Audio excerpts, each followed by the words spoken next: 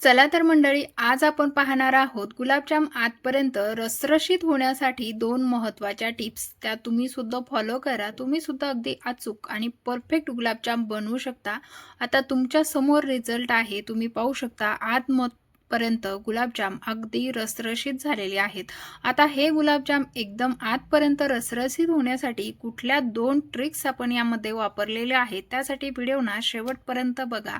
तसंच व्हिडिओ जरी आवडला तर व्हिडिओला एक लाईक नक्की करा. चॅनलला सुद्धा सबस्क्राईब करा. बाजूचे बेल आयकन ऑन करा, म्हणजे पुढील येणाऱ्या रेसिपीचे नोटिफिकेशन तुम्हाला सर्वात पहिले मिळेल. तर चला, तुम्ही सुद्धा अशा प्रकारे गुलाबजाम परफेक्ट बनवण्यासाठी हा व्हिडिओ शेवटपर्यंत बघा, कुठे स्किप न करता. चला तर लगेचच रेसिपीला सुरुवात करूया. इथे आपण एक पातेलं घेतलेलं आहे, त्यामध्ये अर्धा किलो साखर टाकून घेणार आहोत. आता पहा, वजनी प्रमाणात ही साखर आपण घेतलेली आहे. तुम्ही अगदी अंदाजे घेतली ना तरी सुद्धा चालेल, किंवा जास्त प्रमाणात पाक आवडत असेल तर थोडंसं साखरेचं प्रमाण तुम्ही वाढवू शकता. त्यानंतर यामध्ये त्या वाटीने एक वाटी आणि थोडंसं वरती पाणी घालून घेतलेलं आहे. कारण ना, गुलाबजामचा पाक बनवत असताना पाण्याचं प्रमाण थोडंसं जास्त असलं की मग पाक व्यवस्थित शिजवून घेता येतो आणि मग गुलाबजाम लवकर खराब होत नाहीत, बुरशी पकडत नाहीत. तर त्यामध्ये थोडीशी वेलची पावडर घालून घेतली. वेलची पावडरच्या ऐवजी 2 वेलच्या सुद्धा तुम्ही यामध्ये तोंड ओपन करून टाकू शकता फ्लेवरसाठी.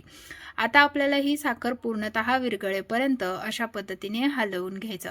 आता साखर विरघळून झाली तोवरक आपण इकडे गिट्सचे जे पॅकेट आहेत किंवा जे प्रेमिक्स आहे ते मळून घेऊया. त्यासाठी आपण इथे हे गिट्सच प्रेमिक्स वापरत आहोत. आता प्रेमिक्सचे बनवा किंवा खव्याचे गुलाबजाम बनवा, तुम्ही कुठलेही गुलाबजाम बनवण्यासाठी ह्या ट्रिक वापरू शकता. या पद्धतीने जर तुम्ही गुलाबजाम बनवले ना तर ते खव्याचे सुद्धा अगदी परफेक्ट आणि आतपर्यंत रसरशीत होतात. आता खव्याच्या प्रमाणाचं असं असतं की त्यामध्ये तुम्ही मैदा किती प्रमाणात घालता यावरती तुमचे खव्याचे गुलाबजाम परफेक्ट होण्यावर अवलंबून असतं. तर पहा, इथे ना प्रेमिक्स टाकून घेतलं. आता आपल्याला लागणार आहे दूध.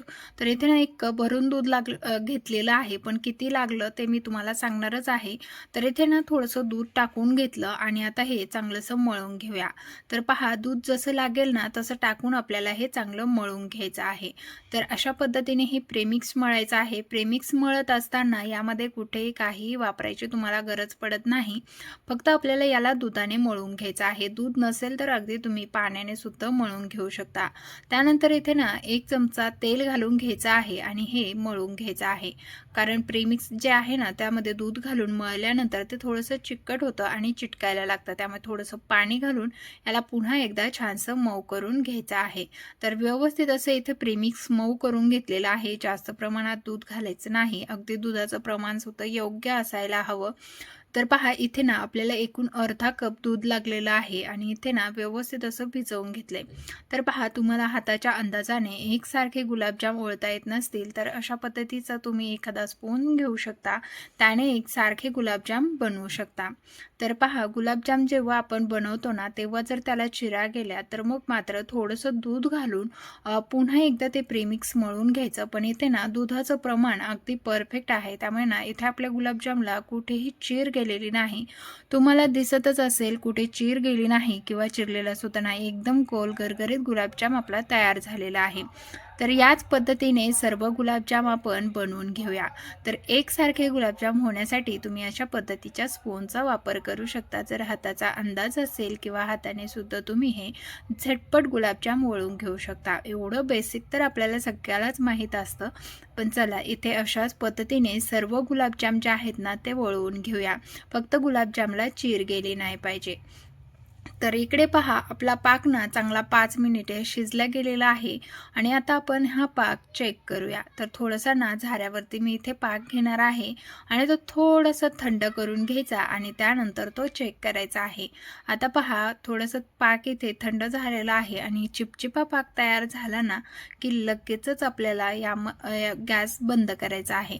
तर इथे पहा, चिपचिपा आपला पाक तयार झालेला आहे. लगेचच गॅस बंद केला आणि आता आपण इकडे गुलाबजाम तयार करून घेतलेले आहेत. आता हे गुलाबजाम आपल्याला तेलामध्ये तळून घ्यायचे आहे. आता पहा 2 ट्रिक्स कुठल्या आहेत. पाक बनवताना तुम्हाला एक पद्धत सांगितली, जी सिक्रेट आहे, ती चूक तुम्हाला कोणालाच माहीत नसेल, ती सुद्धा शेअर केली. पण आता महत्त्वाची जी आपली टिप्स आहे ती पहा. तर इथे ना तेल चांगलं गरम करून घेतलं आणि त्यानंतर त्यामध्ये 2 चमचे थंड तेल घालून घेतलेलं आहे. अशा पद्धतीने तेल घालून घेतल्यास तुमच्या गुलाबजामला आतमधून एक सुंदर अशी जाळी येते आणि त्यामुळे गुलाबजाम अगदी मस्त आतपर्यंत पाक शोषून घेतात. आणि जर तुम्ही तेलाचं टेम्परेचर मेंटेन केलं नाही तर मात्र गुलाबजाम वरतून तर कडक होतात पण आतमध्ये तळल्या जात नाहीत आणि मग ते तसेच राहतात आणि त्यामुळे ते आतपर्यंत पाक शोषून घेत नाहीत आणि त्यामुळेच ते गुलाबजाम रसरशीत सुद्धा होत नाहीत.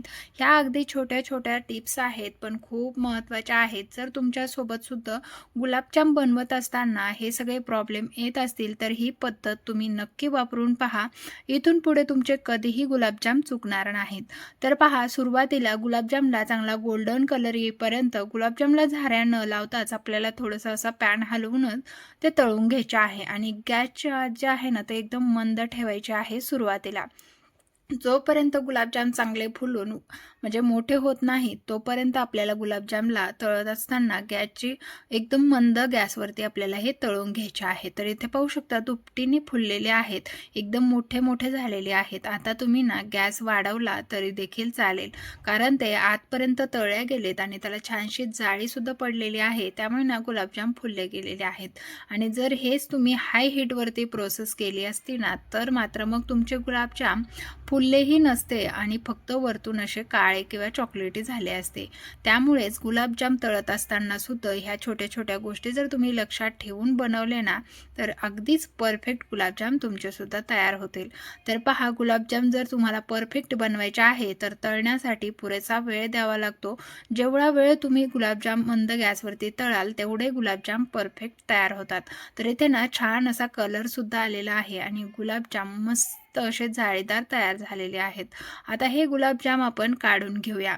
याच पद्धतीने सर्व गुलाबजाम आपण बनवून घेतले आणि इथे ना पाक मी झाकून ठेवला होता, त्यामुळे तो मस्त असा गरम आहे. आता ह्या पाकामध्ये सर्व गुलाबजाम आपल्याला टाकून घ्यायचे आहे आणि अशा पद्धतीने मिक्स करून घ्यायचे, म्हणजे सगळ्या गुलाबजामला एकसारखा पाक लागला जाईल. तर पहा, अशा पद्धतीने आपण हे गुलाबजाम मिक्स करून घेतलेले आहे आणि झाकण ठेवून रात्रभर असेच ठेवले होते आणि सकाळी तुम्ही इथे पाहू शकता मस्त आतपर्यंत आपल्या गुलाबजामने पाक शोषून घेतलेला आहे आणि रसरशीत गुलाबजाम आपले इथे तयार झालेले आहेत.